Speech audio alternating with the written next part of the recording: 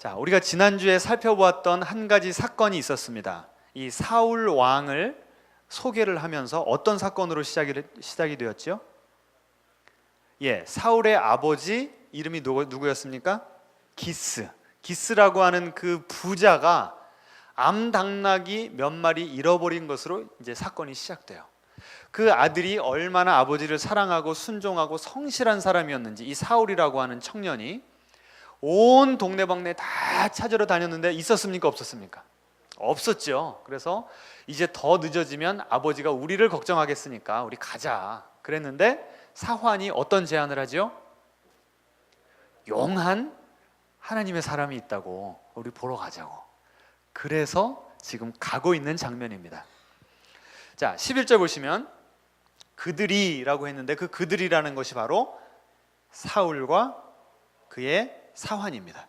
그 둘이 이제 사무엘을 찾아 올라가는데 맨 처음에 만난 사람들이 누구였습니까?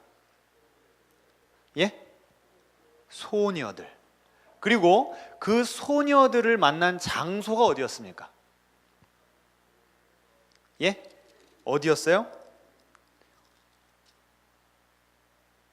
어디였어요? 우물가잖아요. 우물가. 자, 이게 왜 중요한지는 제가 조금 이따 설명드리고요. 자, 일단 이 둘이서 사무엘을 만나려고 갔는데 지금 여성들이 몇 명이 모여 있는 거예요. 그리고 이 사울이 선견자가 어디 있습니까? 라고 물어보니까 12절부터 13절까지 긴 내용이 이 여인들이 답변하는 말입니다. 그런데 한번 다시 읽어보세요. 여기 보시면 질문이 뭐였다고요? 지금 사무엘이 어디 있습니까? 그러면 어떻게만 대답하면 돼요? 저기 있습니다. 지금 막 지나갔어요. 여기까지만 하면 되는 거 아니에요? 근데 보세요. 12절과 13절을 보시면 백성이 오늘 산당에서 제사를 드림으로, 이거 필요 있는 내용이에요? 없는 내용이에요? 없죠. 13절 보시면 그가 먹으러 산당에 올라가기 전에 곧 만나리라. 여기까지는 괜찮아요. 그런데 그가 오기 전에는 백성이 먹지 아니하니 이는 그가 재물을 축사한 후에. 이게 지금 필요 있는 내용이 없는 내용이에요? 없어요. 왜 이 여성들이 이걸 이렇게 많이 했을까요? 어떤 유대 학자는 원래 여자는 말이 많다 이렇게 주석을 달았대요. 그런데 요새 이 21세기 한국 사회에서 그렇게 얘기하면 큰일 나죠. 그래서 제가 항상 말씀드리는 그 김구원 목사님이 쓰신 사무엘상 주석에 보면 뭐라고 나왔냐면 사울의 외모가 어땠다고요? 키가 크고 그 다음에 얼굴이 아주 준수하다. 훈남이라고 그랬어요. 그 훈남을 처녀들이 본 거예요. 그러니 어때요? 입이? 그래가지고 어떻게 하면 이 청년 좀 잘 붙잡고 얘기하고 얼굴 좀 쳐다볼 수 있을까 계속 말을 한다는 거예요. 어때요? 해석이? 기가 막힌 해석이죠. 자, 그런데 그것까진 괜찮아요. 그런데 이 구약 성경을 읽어보시면요, 표현 하나라도 군더더기 붙은 게 없는 게 구약 성경이에요. 말을 얼마나 아끼는지. 자꾸 울립니까? 마이크 소리가 영 이상하답니다. 좀 들어보시고 좀 조정을 해주세요. 자, 저 어디까지 했어요? 군더더기가 없는데 아무리 여성들이 수다쟁이거나 아니면 사울 더 오래 보고 싶다고 막 말을 한다고 그거를 그대로 구약 성경에다가 적어놓을 필요가 있겠어요? 없겠어요? 없죠. 그런데 이게 들어가 있잖아요. 그럼 이건 무슨 뜻이냐면 사무엘상 저자의 분명한 의도가 있었다는 거예요. 어떤 의도인가? 지금 이 사건이 어디서 벌어지고 있다고요? 이 사울과 여인들의 대화가 어디서 벌어지고 있다고요? 장소가 우물가. 자, 성경을 많이 읽으신 분들은 벌써 우물가 그럼 띵띵띵띵 뭐가 이게 소리가 울려야 돼요. 왜 그럴까요? 모든 역사가 어디서 이루어져요? 우물가에서 이루어져요. 자, 창세기 가보겠습니다. 창세기 24장. 창세기 24장에 보시면 아브라함이 이제 나이가 많아서 죽기 전에 자신의 아들 이삭이 장가를 드려야 돼요. 그래서 지금 아내감을 찾아야 되는데 자기가 가장 믿는 종을 자신의 본토 친척 집으로 다시 보낸 거예요. 그런데 자 24장 15절 이 아브라함의 종이 기도합니다. 하나님, 꼭 좋은 자매를 만나서 내 주인의 아들 이삭에게 아내감이 되게 해주십시오. 간절하게 기도를 하자마자 15절에 보시면 말을 마치기도 전에 리브가가 물동이를 어깨에 메고 나오니, 어디로 나온 거예요? 우물가. 우물가에 여인이 오니까 지금 이 종이 가서 만나서 이삭이라고 하는 사람을 소개를 하고 다시 그 여인을 아브라함 있는 대로, 이삭 있는 대로 데리고 오는 사건이 벌어지는 것입니다. 이게 어디서 일어났다고요? 우물가에서. 또 있습니다. 창세기 29장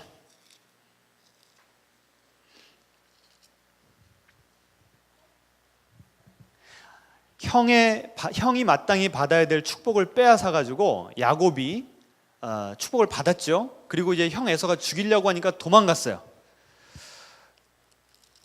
자신의 외삼촌의 집 쪽으로 도망을 갔는데, 자 29장 6절 보겠습니다.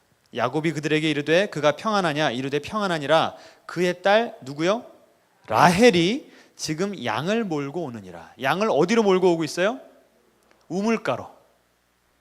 그래서 그 우물가에서 누구와 누구가 만납니까? 야곱과 라헬이 만나는 거예요. 지금까지 야곱은요, 어머니 품에 이렇게 치마폭에 쌓여 있었던 마마보이였거든요. 그런데 한번 보겠습니다. 10절. 야곱이 그의 외삼촌 라반의 딸 라헬과 그의 외삼촌의 양을 보고 나아가 우물 아귀에서 돌을 옮기고. 지금까지는 여자들이 양을 데리고 와가지고 누가 이 힘센 목자들이 돌을 옮겨주기까지는 그냥 아무것도 이 가축들에게 물을 못 먹이니까 그냥 기다리고 있었던 거예요. 그런데 이 마마보이였던 야곱이 갑자기 이쁜 누구를 봤어요? 라헬을 보니까 갑자기 뭐가 불끈 솟았어요? 힘이 솟아가지고 그냥 돌을 들어가지고 그 물을 먹였다니까요. 그래서 둘이 뿅뿅뿅 해가지고 결혼을 하게 된 거예요. 자, 또 있습니다. 출애굽기 2장.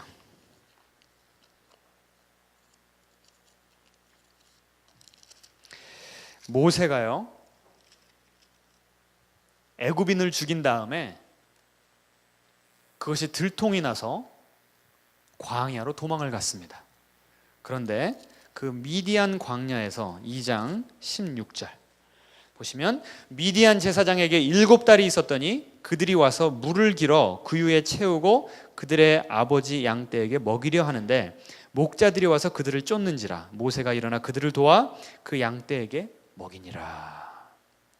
이 목자들이 하나의 깡패 같은 거예요. 그래서 이 아주 그 순진한 여인들 해코지를 하면서 막 괴롭히려고 하니까 모세가 뭐 한 거예요? 예?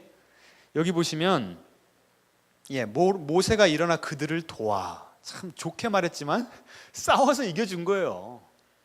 그러니까 아주 가장 남성적인 모습을 보였습니다. 그랬더니 이 미디안 제사장 이드로의 딸 중에 누가 있었어요? 십보라가 있었죠. 십보라, 가장 큰 장녀 십보라. 그래서 모세와 십보라가 눈이 맞아가지고 백년 가약을 맺은 그 장소가 어디라고요? 그 시작점이 바로 우물이라는 거예요.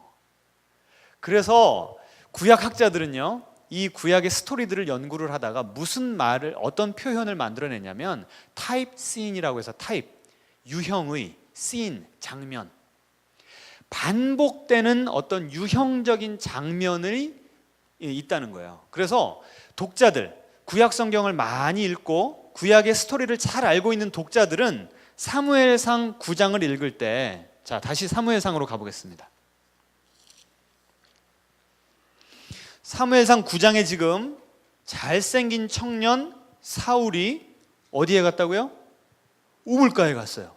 그리고 여인들이 보고서는 그냥 너무 좋아가지고 막 주저리 얘기를 하면서 지금 사울에게 눈을 맞추고 있어요. 그러면 지금까지의 우리의 이 우물에서 일어났던 사건들을 잘 알고 있는 독자들은 이걸 읽으면서 뭘 예상을 할까요?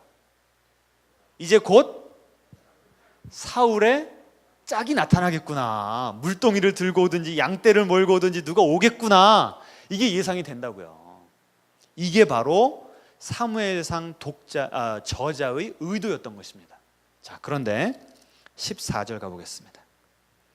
사무엘상 9장 14절 같이 읽습니다. 그들이 성읍으로 올라가서 그리로 들어갈 때에 사무엘이 마침 산당으로 올라가려고 마주 나오더라. 독자들이 지금 누구를 기대했어요? 아리따운 여인을 기대를 했는데 갑자기 누가 나왔어요? 사무엘이 나온 거예요. 이 의도가 뭘까요? 앞으로 사울 왕과 사무엘의 관계가 어떠해야 될지, 왕과 선지자의 가장 이상적인 관계가 어떠해야 될지를 암시하는 거예요. 기가 막히지 않습니까? 제 말이 아니고 구약 학자들의 이야기입니다. 마치 부부가 서로 사랑하고 위하고 서로를 경청하고 서로를 존중하고 아껴주듯이 왕은 선지자의 말을 잘 들어야 되고 선지자도 왕을 존중해야 되고 하는 그런 이 나라를 이끄는 데 있어서 종교를 대표하고 정치를 대표하는 이 두 인물이 좋은 관계를 유지해야 그 나라에 샬롬이 온다라고 하는 메시지를 담고 있다는 것입니다. 정말로요, 사무엘은 사울을 끔찍히도 위하는 멘토의 역할, 중보자의 역할을 다 했습니다. 우리 한번 사무엘상 15장으로 가보겠습니다. 남편이 그릇된 길로 갈 때 우리 여성들이 제대로 된 신앙이 잡힌 분들이라면 눈물을 흘리면서 기도하지 않습니까? 우리 남편들 제대로 된 하나님의 정도를 걷게 해주시라고 기도하지 않습니까? 똑같이 사울이 하나님 앞에서 자기의 욕심 때문에 자기의 명예욕, 자기가 존중받고 싶은 그 욕심 때문에 하나님의 말씀을 거역하게 되니까 사무엘상 15장 11절입니다. 하나님께서 사무엘에게 이렇게 말씀하셨습니다. 내가 사울을 왕으로 세운 것을 후회하노니 그가 돌이켜서 나를 따르지 아니하며 내 명령을 행하지 아니하였음이니라 하신지라. 사무엘이 근심하여 어떻게 했다고요?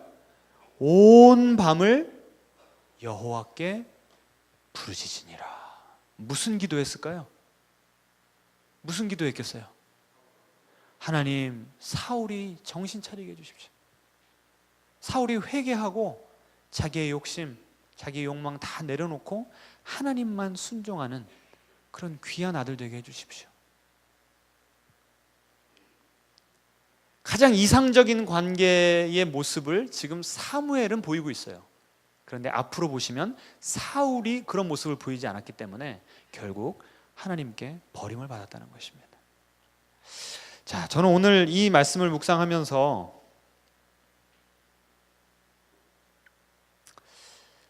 저와 여러분의 관계가 좀 그려지더라고요. 목회자들 사이에 이런 말을 많이 합니다. 목사와 교회 간에 궁합이 맞아야 된다. 처음 들어보셨어요? 네. 이 목회자와 교회도 어떻게 보면 부부관계입니다. 가장 이상적인 관계는 서로를 사랑하고 서로 아껴주고 서로를 위해서 기도해주고 서로를 존중해주고 서로의 말을 경청해주고, 한 사람이 잘못될 때 그 사람을 위해서 눈물을 흘려 기도해주고 금식해주고 조언을 해주고, 이것이 일방적으로 목회자만 성도님들께 해야 되는 것이 아니라 이건 상호관계. 저도 제가 여러분에게 사무엘과 같은 존재가 되었으면 좋겠고요, 여러분도 저에게 저의 멘토가 되어주시고 또 저의 중보자가 되어주시는 그런 아름다운 관계가 되었으면 좋겠습니다. 또 이것을 좀 확대 적용을 하면 우리 모든 인생 가운데는 사무엘과 같은 그런 멘토, 그런 영적인 지도자가 필요합니다. 여러분의 자녀분들 어렸을 때부터 좋은 선생님, 좋은 선배, 좋은 멘토 만나기 위해서 기도하시기 바랍니다. 우리의 인생을 좌지우지하는 이 만남의 축복이 얼마나 귀한지 몰라요. 우리 청년들 이미 너무 기도를 많이 하시긴 하셨겠지만 일생의 반려자를 누구를 만나는가 여러분의 인생을 결정짓습니다. 이런 그 귀한 만남을 위해서 좀 기도했으면 좋겠고요. 또 한 가지 더 적용을 좀 더 해보자면 우리 스스로가 사울에게 사무엘과 같은 존재가 되어야 됩니다. 지금 하나님의 정도를 잘 걷지 못하는 그런 인생들, 아휴 저 인생은 저렇게 살다 하고 내버려둬 이렇게 포기하는 것이 아니라 이 사무엘처럼 사울을 위해서 밤새 안타까워 기도했던 그 마음을 가지고 우리들도 많은 다른 이웃들에게 그런 사무엘의 영적인 영향력을 미치는 그런 성도님들 되시기를 주님의 이름으로 축원합니다. 자, 우리 다 같이 통성 기도하실 때 주님 우리에게 만남의 축복을 주시옵소서. 우리 자녀들에게 만남의 축복을 주시고 또 우리가 다른 이들에게 이런 복된 만남의 축복을 선사할 수 있는 그런 사무엘과 같은 역할을 하게 도와주시옵소서. 같이 통성으로 기도하겠습니다. 주님 우리에게 인간관계의 축복을 허락하여 주시옵소서. 만남의 축복을 허락하여 주시옵소서. 그래서 그 아름다운 교제, 진솔한 교제를 통해서 우리의 마음이 치유받게 하시고 이 외로운 인생길 풍성하게 살아갈 수 있도록 하나님 인도하여 주시기를 원합니다. 동시에 우리가 우리의 이웃들에게, 우리 가족들에게 만남의 축복이 되는 그런 인물들 될 수 있도록 우리를 빚어가 주시옵소서. 우리 인생을, 우리 인간관계를 주님께 맡겨드리며 예수님의 이름으로 기도합니다. 아멘.